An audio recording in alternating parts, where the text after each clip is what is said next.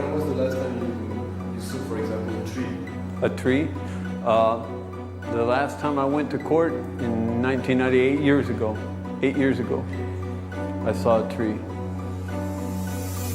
I was in a car and in a bus actually.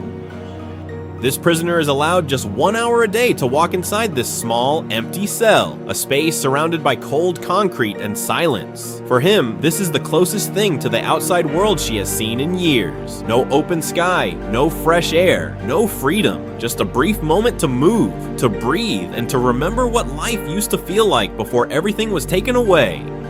What if I told you there's a prison in the United States so extreme that inmates can spend decades without touching another human being? A place where silence is weaponized, where isolation becomes punishment, and where time itself feels like it stops. A place so controversial that it has been compared to psychological torture. This is Pelican Bay State Prison, one of the most feared and debated prisons on the planet. And what you're about to hear is truly disturbing. Located deep in the remote forests of Northern California, just miles from the Oregon border, Pelican Bay isn't just a prison, it's a fortress built for control. Surrounded by wilderness, far from major cities, it was designed to be isolated from the outside world in every possible way.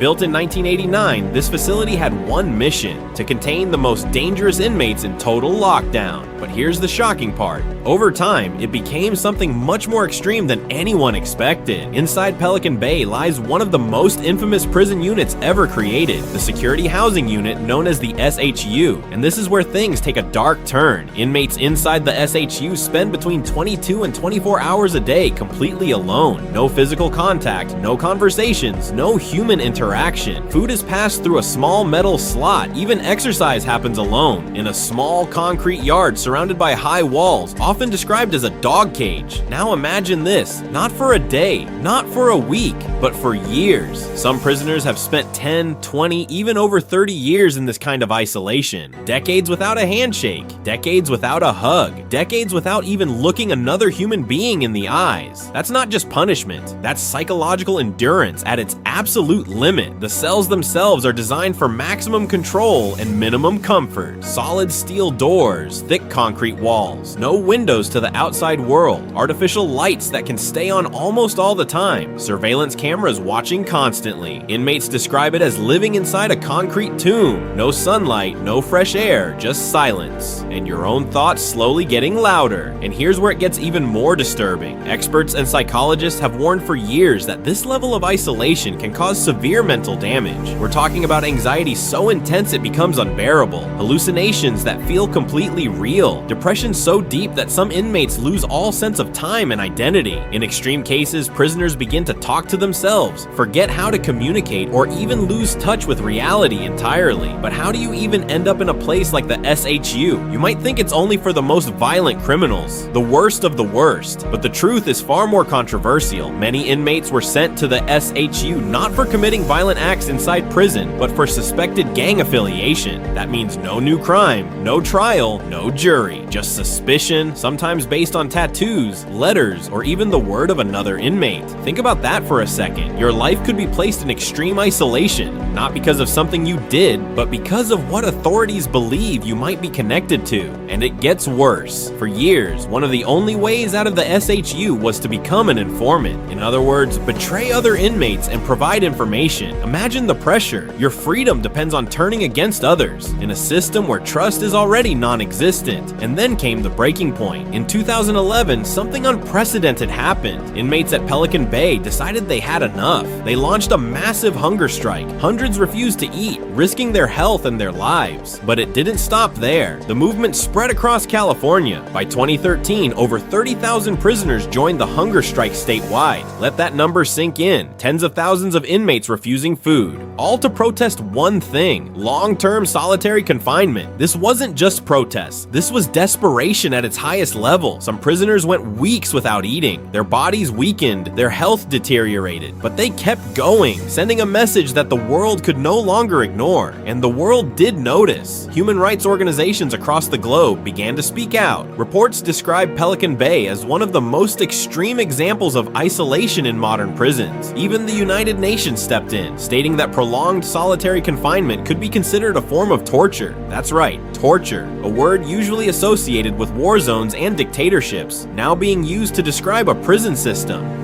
This sparked a massive debate. On one side, critics argued that no human being should be subjected to such extreme isolation for years or decades. They claimed it destroys the mind and strips away basic human dignity. On the other side, supporters argued that facilities like Pelican Bay are necessary to control dangerous inmates and prevent violence inside prisons. So the question becomes unavoidable. Where do we draw the line between security and humanity? After years of pressure, protests, and legal battles, change finally began to happen. In 2015, the state of California agreed to major reforms. Thousands of inmates were released from the SHU. Policies were changed to limit indefinite solitary confinement. New systems were introduced to evaluate who truly needed to be in isolation. For many prisoners, it was the first time in years, even decades, that they experienced something as simple as talking to another human being face to face. Imagine that moment. After years of silence, hearing a real voice again. After years of isolation, standing near another person. For some, it was overwhelming. For others, it was life-changing. But even with these reforms, the debate didn't end. Critics argued that the damage has already been done for many inmates, and that the system still has serious flaws. Today, Pelican Bay remains one of the most intense and controversial prisons in the world. A place built on control, isolation, and fear. A place that forces us to ask uncomfortable questions. Is this justice? Or has punishment gone too far? Because behind every steel door, behind every concrete wall, there is still a human being, and their story is far more complex than we often imagine. And here's the most chilling part of all. This isn't just history. The effects of what happened in places like Pelican Bay are still being felt today. The psychological scars, the debates, the unanswered questions, all of it continues. If this shocked you, you're not alone. Stories like this reveal a side of the world that many people never see, but absolutely need to understand. If you like this video, don't forget to like and subscribe. And if it gets a lot of support, I'll be uploading daily content about prisons and their darkest secrets.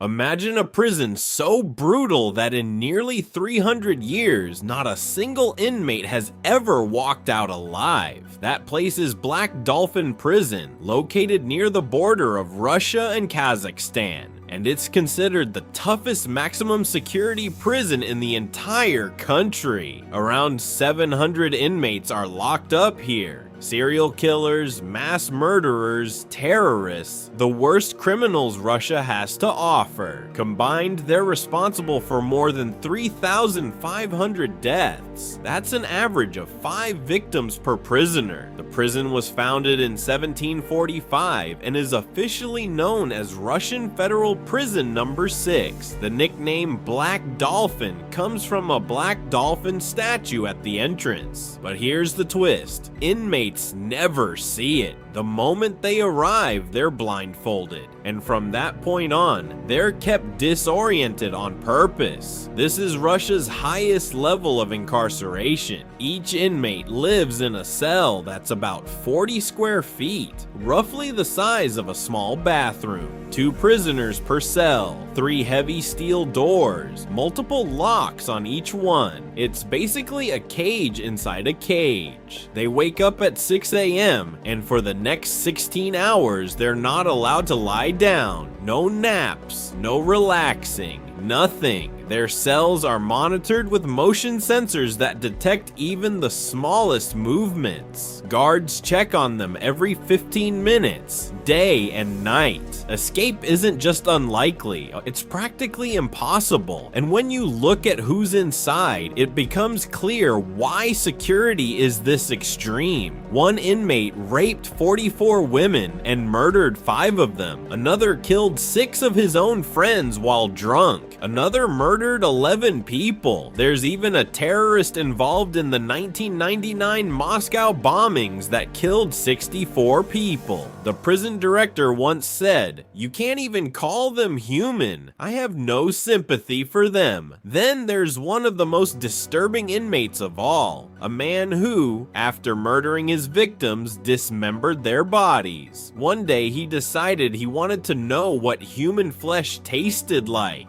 He cooked it, didn't like it, so he fried it like a steak instead. And unbelievably, he shared some with friends, telling them it was kangaroo meat. His wife even used it to make meatballs for the family. That's the level of criminal housed here. Life inside Black Dolphin is built around total control and isolation. There's no cafeteria, no social time. Meals are passed through a small hatch using a long metal tool, almost like feeding a dangerous animal. The food is basic: bread, soup, potatoes. If an inmate leaves his cell, he has to place his hands on his head, bend forward at a 90-degree angle, and press his forehead against the wall while guards search him. Then he's blindfolded again before being escorted anywhere. The goal is simple. Even if a riot somehow broke out, no one would know the layout of the prison well enough to escape.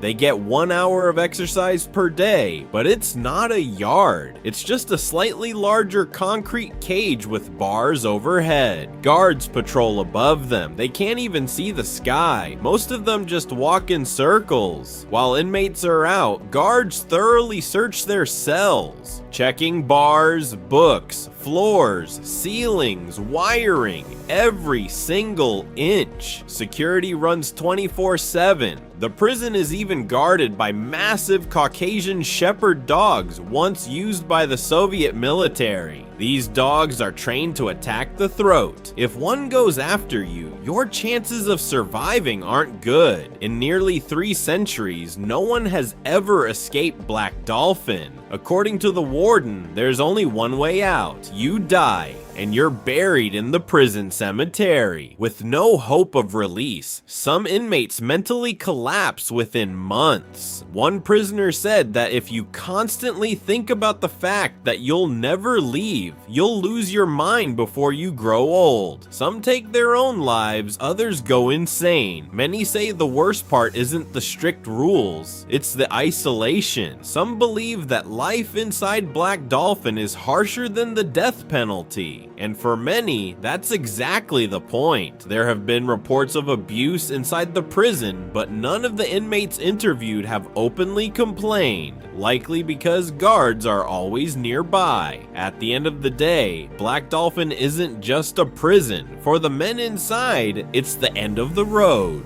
If you enjoyed the video, make sure to subscribe and smash that like button. Drop a comment telling me which prison you want to see next. If this gets a lot of support, I'll start bringing more prison content daily. What if I told you there's a prison where inmates don't just fight for survival, they literally pay for it? A place where the strongest don't just dominate through violence, but through money, influence, and control. A place so overcrowded, so chaotic, that the system itself has almost lost control, and power has shifted into the hands of the prisoners.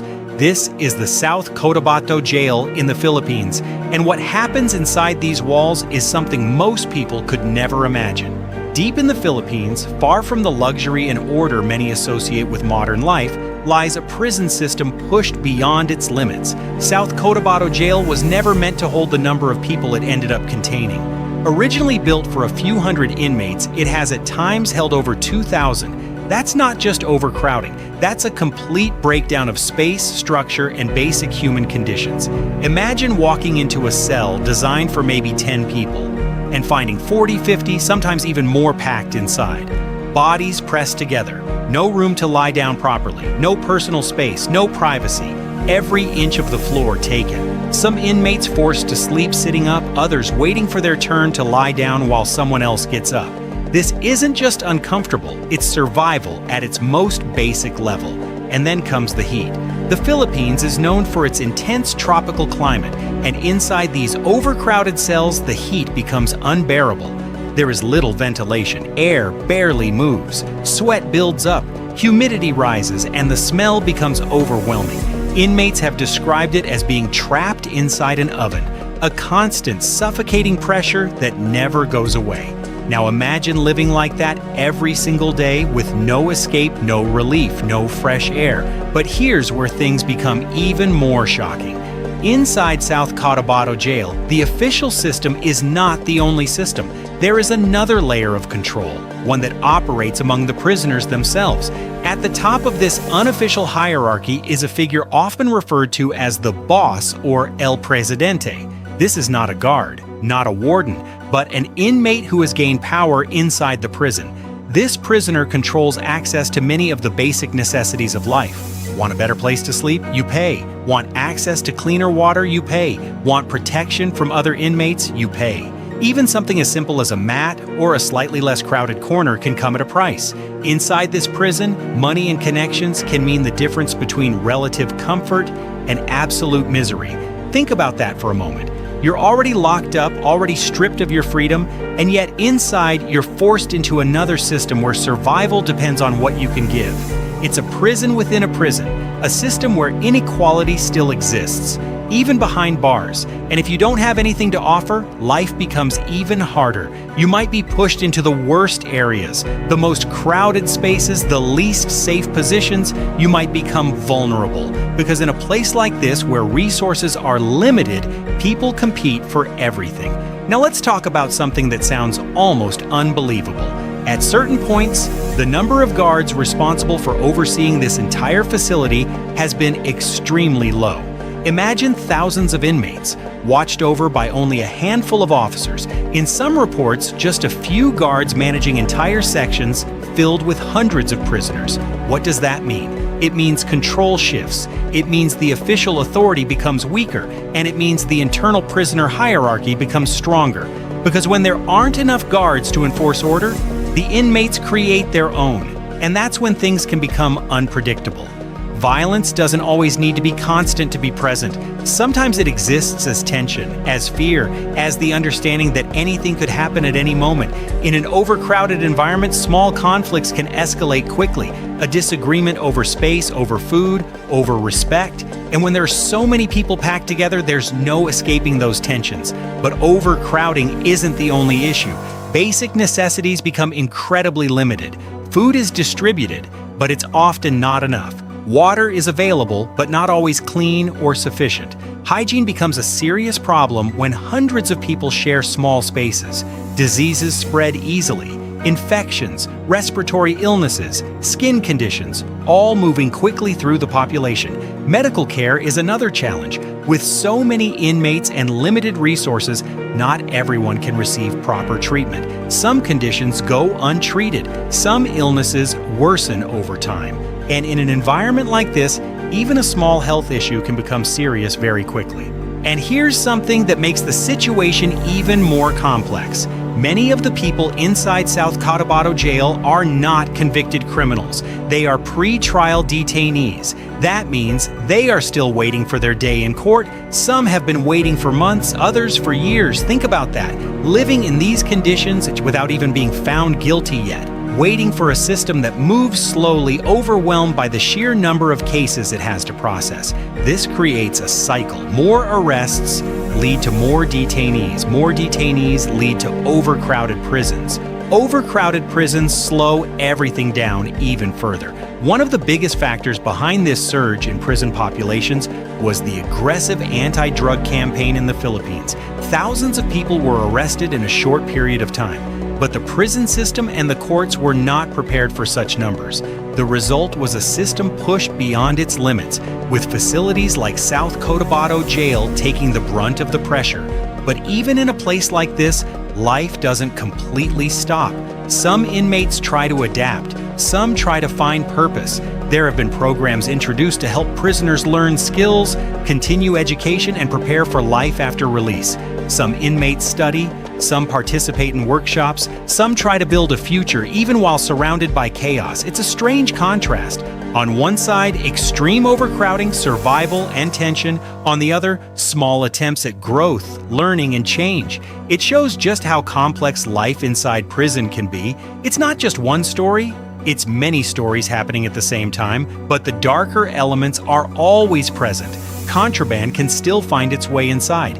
Illegal items, substances, and improvised tools sometimes circulate within the prison. Despite the efforts of authorities, controlling everything becomes nearly impossible in such an overcrowded environment, because when numbers go beyond control, systems begin to fail. And when systems fail, people adapt in their own ways. Every day inside South Cotabato Jail is a test of endurance, a test of patience, a test of mental strength. You wake up surrounded by noise, heat, and movement. You spend your day navigating limited space, limited resources, and constant human contact. There is no true rest, no real privacy, no moment where you are completely alone. Over time, this kind of environment changes people. Some become stronger, some become more resilient, others struggle. The constant pressure can affect the mind just as much as the body. Stress builds up, emotions become harder to control, and in a place where there is no escape, those feelings stay with you every moment. Sleeping is another challenge. With so many people sharing the same space, not everyone can lie down at the same time. Some inmates sleep in shifts. Others find whatever position they can. Comfort doesn't exist. You sleep because you have to, not because you're comfortable. And yet, despite all of this, life continues. Conversations happen, friendships form, conflicts arise. The prison becomes its own world, with its own rules, its own structure, its own reality.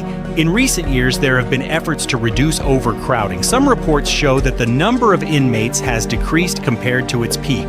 Conditions have improved slightly. There is more space than before, more control, more organization. But the impact of what happened in the past remains. Because when a system is pushed that far, it leaves a mark. South Cotabato Jail is not just a prison. It's an example of what happens when systems are overwhelmed, when resources are stretched too thin, when the number of people exceeds what the structure can handle. If this shocked you, don't forget to like and subscribe. And if this gets enough support, I'll be uploading daily content about prisons and their darkest secrets.